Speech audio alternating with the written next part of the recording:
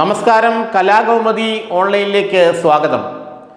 കത്തോലിക്ക സഭയുടെ നോമിനിയാണ് പുതിയ KPCC അധ്യക്ഷൻ എന്ന സൂചനകളും ചർച്ചകളും അക്ഷരാർത്ഥത്തിൽ കോൺഗ്രസിന് വലിയ തലവേദനയായിരിക്കുകയാണ്.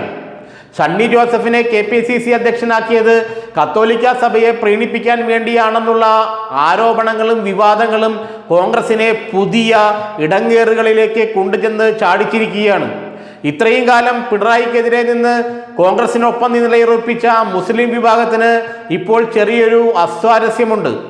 കാരണം ക്രൈസ്തവ സമൂഹത്തിലെ തീവ്രവാദികളായ കാസയുടെ ഉപജ്ഞാതാക്കളായ KCBCയും സഭാ അധികൃതരുമാണ് സണ്ണി ജോസഫിനെ പ്രസിഡന്റാക്കാൻ കോൺഗ്രസ് നേതൃത്വത്തോട് ആവശ്യപ്പെട്ടതെന്നും കോൺഗ്രസ് നേതൃത്വം അത് കണ്ണും പൂട്ടി അനുസരിക്കുകയായിരുന്നെന്നുള്ള വിവാദങ്ങൾ എന്ന പ്രചരണങ്ങൾ ശരിക്കും മുസ്ലിം വിഭാഗത്തെ ചൊടിപ്പിച്ചിട്ടുണ്ട്. അതുകൊണ്ട് തന്നെ സഭയുടെ നോമിനിയായ സണ്ണി ജോസഫിന് കോൺഗ്രസിൽ എത്ര കണ്ട് സ്വീകാര്യത കൈവരിക്കാൻ കഴിയുമെന്നുള്ള കാര്യത്തിൽ ഇപ്പോൾ സംശയമാണ്. കേരളത്തിൽ പുതിയൊരു KPCC പ്രസിഡന്റ് അത്യാവശ്യം തന്നെയായിരുന്നു.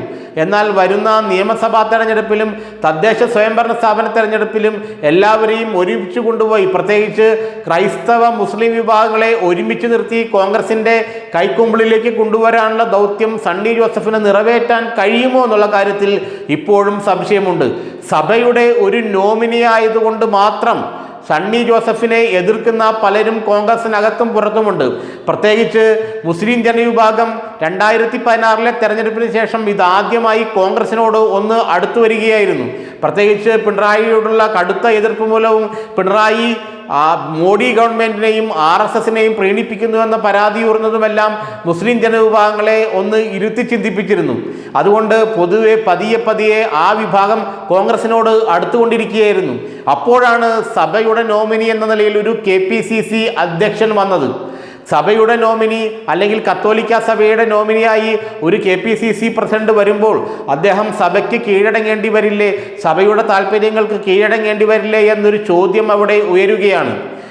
വഖഫ് വിഷയത്തിൽ BJP സർക്കാരിന് അനുകൂലമായി വോട്ട് ചെയ്യണമെന്ന് കേരള കത്തോലിക്ക സഭ ഒരു തിട്ടൂരം പുറപ്പെടുവിച്ചിരുന്നു. അതിനെ എതിർക്കാൻ കേരളത്തിലെ ഒരു കോൺഗ്രസ് നേതാവും തയ്യാറായില്ല. ഇത് മുസ്ലിം വിഭാഗങ്ങളെ വളരെയധികം വേദനിപ്പിക്കുകയും ചൊടിപ്പിക്കുകയും ചെയ്തിരുന്നു.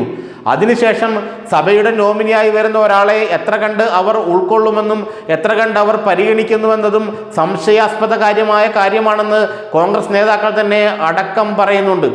കാരണം KCBCയും കത്തോലിക്ക സഭയും BJPയോട് കൂടുതൽ അടുത്തുകൊണ്ടിരിക്കുമ്പോൾ അവരുടെ നോമിനിയായ ഒരാളെ KPCC അധ്യക്ഷനായി വയ്ക്കുന്നത് കോൺഗ്രസിൻ്റെ രാഷ്ട്രീയ താല്പര്യങ്ങൾക്കും കോൺഗ്രസിൻ്റെ മതേതര മുഖത്തിനും വിഘാതമായിരിക്കുമെന്നാണ് മുസ്ലിം ജനവിഭാഗം കരുതുന്നത്.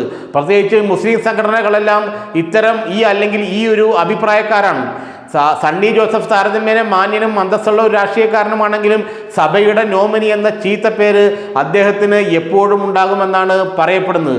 അതുകൊണ്ട് തന്നെ കോൺഗ്രസുമായി അടുക്കാൻ ആഗ്രഹിക്കുന്ന മുസ്ലിം ജനവിഭാഗങ്ങൾ അല്ലെങ്കിൽ മുസ്ലിം സംഘടനകൾ പലപ്പോൾ തന്നെ അല്പമൊന്ന് പിന്നോക്കം പോയിരിക്കുകയാണ്.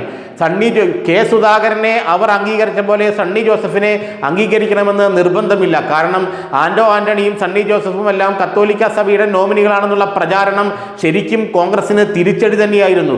കോൺഗ്രസിലേക്ക് അടുത്തുകൊണ്ടിരിക്കുന്ന മുസ്ലിം ജനവിഭാഗങ്ങളെ വീണ്ടും അതിൽ നിന്ന് അകറ്റാനേ ഈ പ്രചരണം സഹായിച്ചുള്ളൂ. അതുകൊണ്ട് തന്നെ സണ്ണി ജോസഫിനെ KPCC അധ്യക്ഷനാക്കിയത് എത്ര കണ്ട് കോൺഗ്രസിന് ഗുണം ചെയ്യുന്നുള്ള കാര്യത്തിൽ ഇപ്പോൾ വളരെയധികം സംശയങ്ങൾ ഉയർന്നിട്ടുണ്ട്.